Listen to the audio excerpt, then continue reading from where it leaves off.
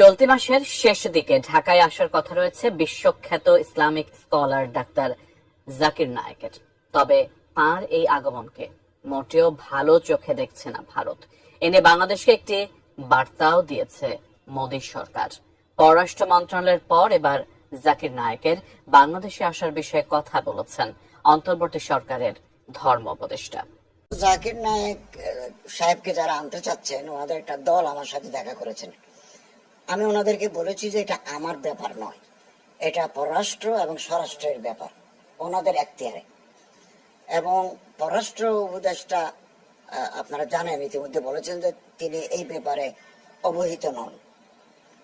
তো কোনো বিদেশি মেহমান যখন কোনো দেশে আসে, এটা পররাষ্ট্র এবং স্বরাষ্ট্র ডিল করে থাকে, ওনাদের সিদ্ধান্ত নিতে হবে ওনার ব্যাপারে।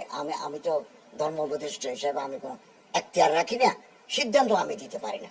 এটা দেবেন স্বরাষ্ট্র, কোন ল অ্যান্ড অর্ডার জড়িত কিনা বা পররাষ্ট্র যিনি আছেন তিনি দেবেন কিনা, এগুলো ওই দুই মন্ত্রণালয়ের ব্যাপার, আমার এখতিয়ার আসে না। না, আমার সম্মতি অসম্মতি বড় কথা নয়। কোন মেহমান বাংলাদেশে আসবেন, সেটা দেখভাল করবেন স্বরাষ্ট্র এবং পররাষ্ট্র। আমার পছন্দ বড় কথা নয়। ওনারা যদি পারমিট করেন তাহলে